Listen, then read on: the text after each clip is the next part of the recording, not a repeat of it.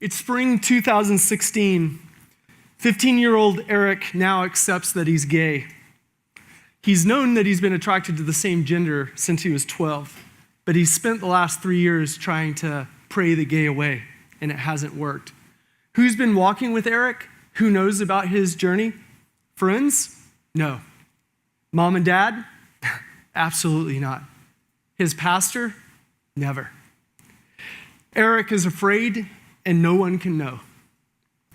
1933, in Germany, the Gestapo is making lists of homosexuals. Over the next 12 years, 100,000, primarily gay men, will be arrested. 50,000 of them will be sentenced, and 5,000 to 15,000 will be put into death camps. In the death camps, they will be a pink triangle will be placed on their clothing so that they can always be identified as a homosexual person, so that people will know the risk that that person represents. Their death rate in the concentration camps will be 1.5 to 2 times greater than the general prison population. They will be mocked, they'll be assaulted, and they'll be assigned the most grueling work. If you're gay in a concentration camp, the best option is to lay low, but you can't lay low when you're marked. Eric also could not hide. Through no fault of his own, since elementary school, he was viewed as different. Was it how he talked? Was it the way he walked? Was it his interests and hobbies? His male peers set in motion a social habit of excluding him, teasing him, and bullying him all throughout his elementary and middle school years.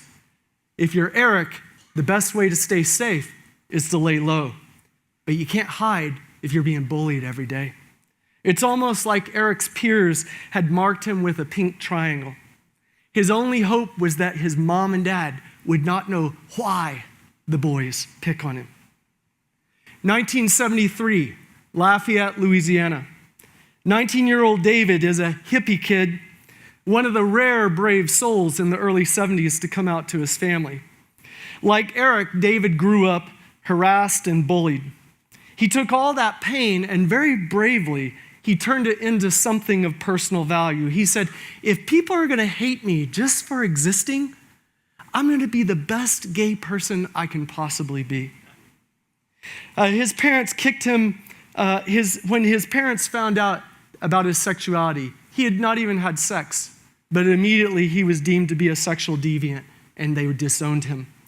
They kicked him out of the home, and they told him not to come back. He was soon homeless, and like many youth do today when they're homeless, he was forced to trade his body for shelter and food.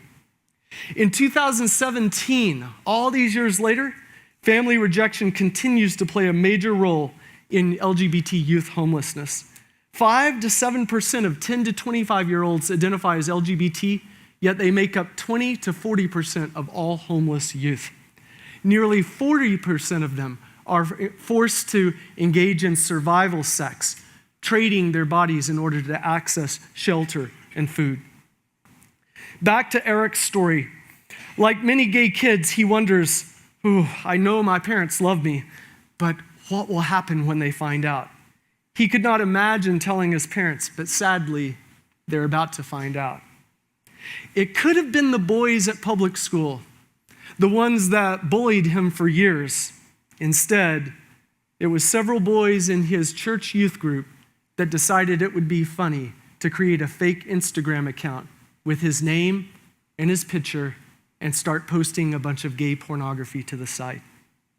Overnight, Eric was outed throughout his entire church, his school, and partially the wider community. Some Christians even thought Eric purposely created the account in order to proudly announce his sexuality. 1983, Houston, Texas. Tens of thousands of gay men are battling a new disease that initially is called the gay plague.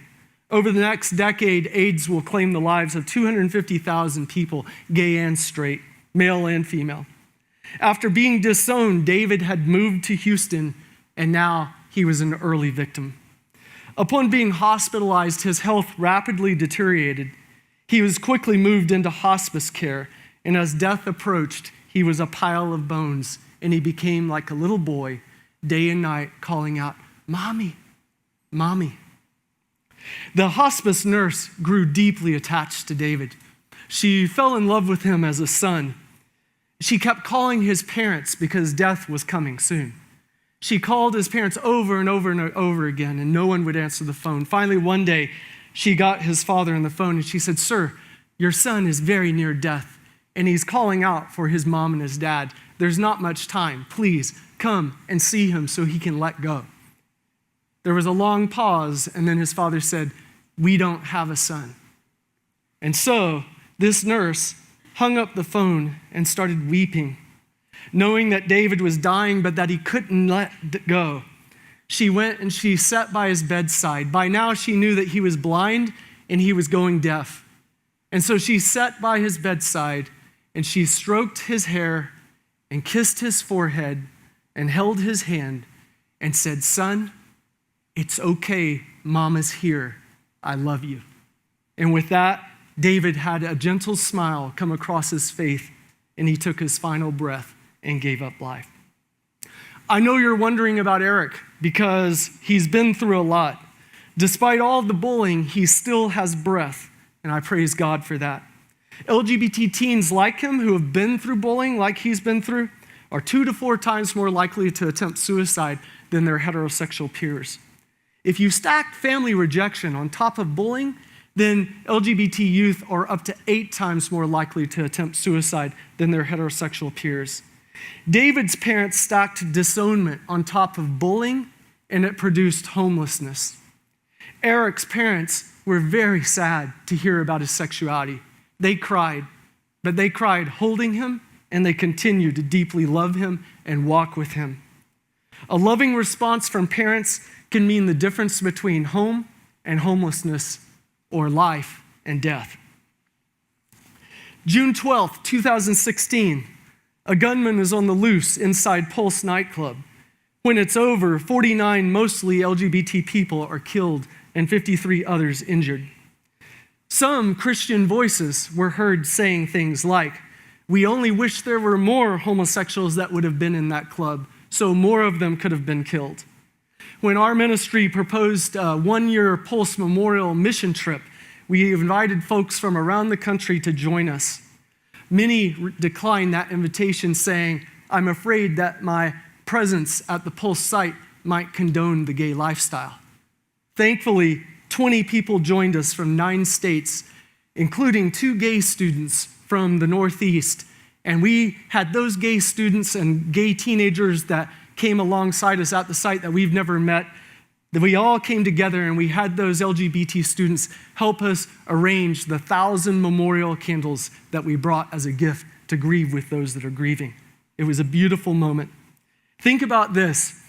Eric has been bullied at school. He's been outed by his youth group. And after the Pulse nightclub shooting, he can only conclude, "I could even get shot just for being gay."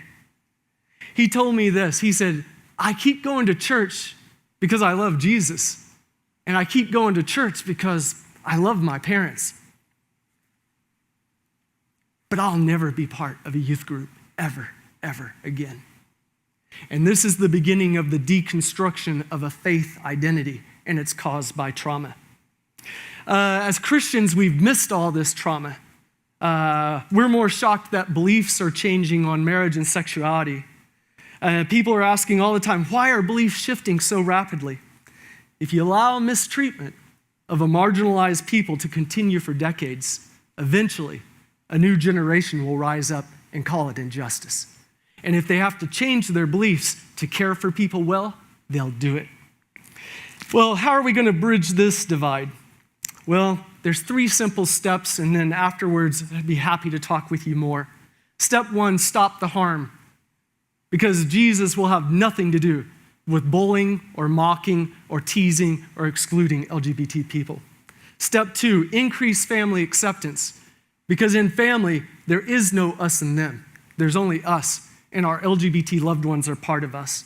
And finally, step 3, enhance church inclusion, because a gospel that excludes has no power to reach already banished persons. Thank you.